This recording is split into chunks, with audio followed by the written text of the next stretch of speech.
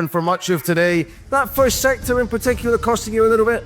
Yeah, a little bit. I mean, the soft just was a bit different to what I expected. A couple of big moments on my first lap, which wasn't ideal, and yeah, that was a bit of a shame, but ultimately I felt much happier today than the last couple of weeks. Practice went very well. I think sprint quali changed a few things, which took a little bit of getting used to again, but yeah, ultimately pretty happy. Would have liked a little bit more, but we can definitely fight with what we've got, and there's obviously a lot more points on Sunday.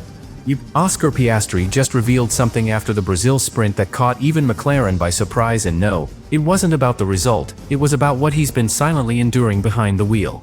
From leading the championship just weeks ago to now trailing Norris by 1 point, the shift hasn't just been on the timing screens, it's been inside Oscar's head. And his latest confession proves it. But here's what you didn't hear on the broadcast. Piastri admitted that the car now demands a style that goes against everything that made him so fast this season. He's being forced to rewire his driving in real time. What does this mean for the final races? And can Piastri really adapt before it's too late?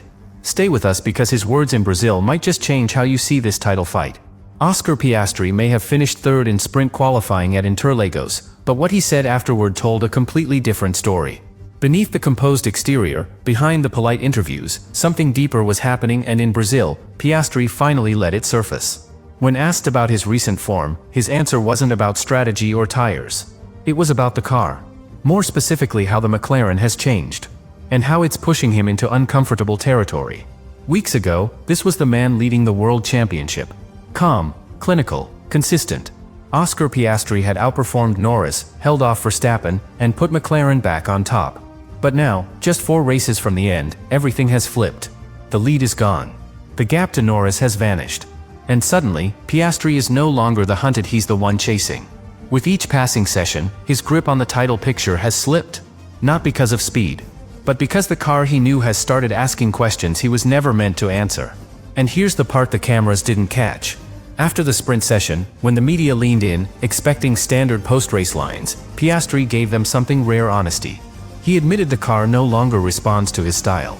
That what worked all season long, the clean corner entries, the progressive throttle, is no longer enough. The words were quiet. The message was loud. He is now having to unlearn everything that made him fast, just to survive in a car built for something else. This isn't drama. This is what Formula One at the elite level looks like. When the updates come in and the car starts shifting its personality, only a few drivers can shift with it. Some adapt instantly. Some take time. And some, like Piastri, face the ultimate test: evolution under pressure. Imagine knowing exactly how to be fast for 19 races, and suddenly realizing you must drive differently just to stay competitive.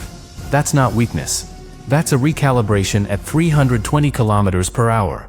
And yet, even in this moment, Piastri didn't complain. He didn't make excuses.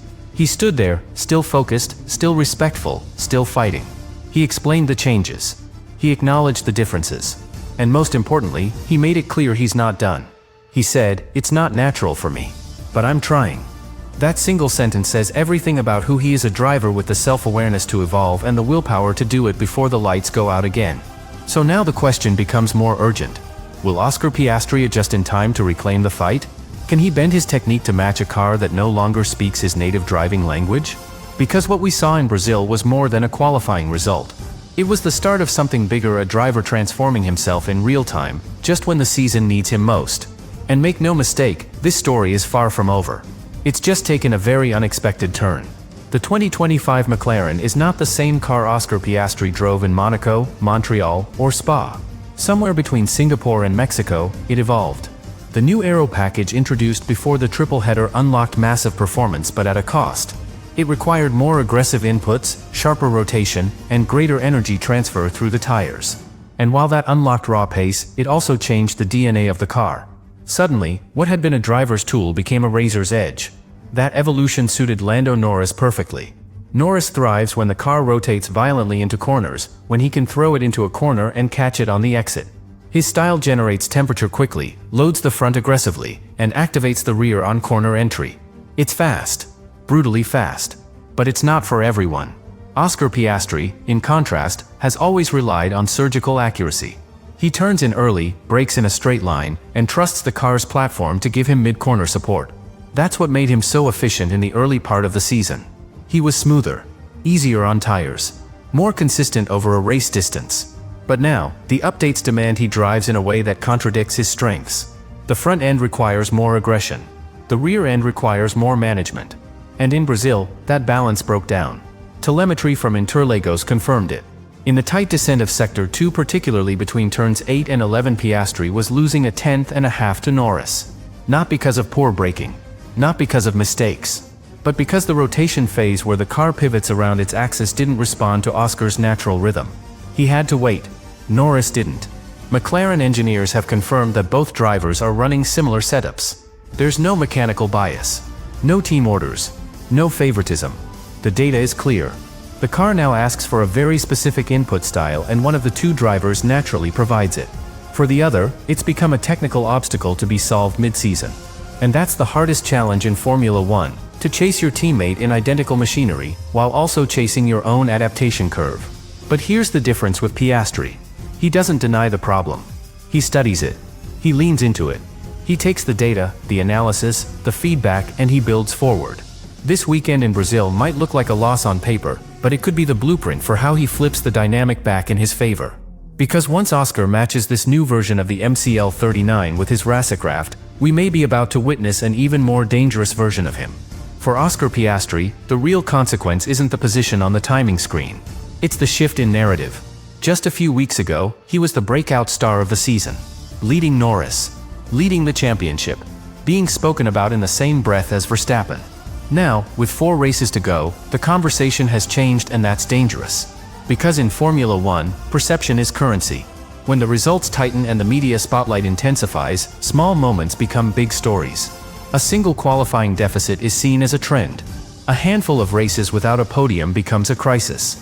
And that's exactly where Piastri finds himself.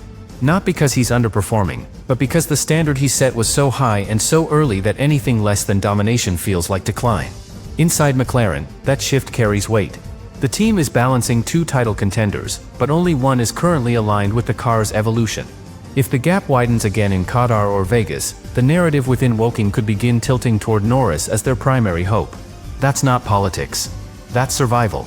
In a championship fight, teams naturally start leaning into momentum.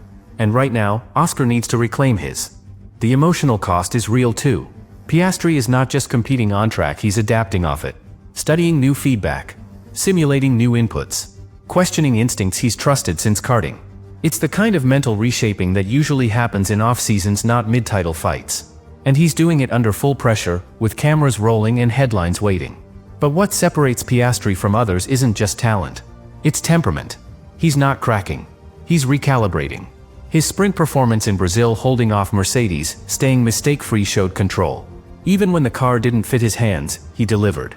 That's not regression. That's resilience. And the F1 paddock knows it. Because if he figures this out, if he turns this internal disadvantage into a weapon, it changes everything. The title race, the team dynamic, the future of McLaren, and the perception of Oscar Piastri not just as a star in the making, but as one of the most intelligent and adaptable racers of his generation. Oscar Piastri did what few drivers at the top level ever do. He told the truth. After securing P3 in sprint qualifying, he didn't celebrate. He didn't spin the result. He offered clarity. "I've had to drive in a way that doesn't feel natural to me," he said. That statement alone cuts through every assumption. It proves that what's happening is not a dip in performance, it's a process of evolution under fire. And that honesty matters. Because the easy thing to do would have been to blame tires, or track evolution, or balance tweaks. But Piastri went deeper. He acknowledged the root cause, that the car's characteristics have shifted, and he's the one having to shift with it. There was no frustration in his voice. Just sharp analysis, delivered with the maturity of someone far beyond his years. McLaren knows what they have in him. Even Lando Norris, when asked about their battle, said, "Oscar's doing an incredible job. It's never easy to stay close when things aren't clicking." That kind of mutual respect doesn't come by accident. It's earned through data, through discipline, through head-to-head battles. And through moments like these, when your back is against the wall but your head stays clear. Looking ahead, the forecast offers drama. Rain could hit the sprint. Temperatures will swing. And that brings unpredictability, a word that could favor Piastri. Because when conditions change rapidly, the driver who adapts best wins. And that's exactly what Oscar is trying to prove, that even when the conditions are internal, even when the shift is psychological and mechanical, he can rise. And let's not forget 4 races remain. 4 radically different circuits. 4 chances to write a different ending to this narrative. Piastri may be 1 point behind.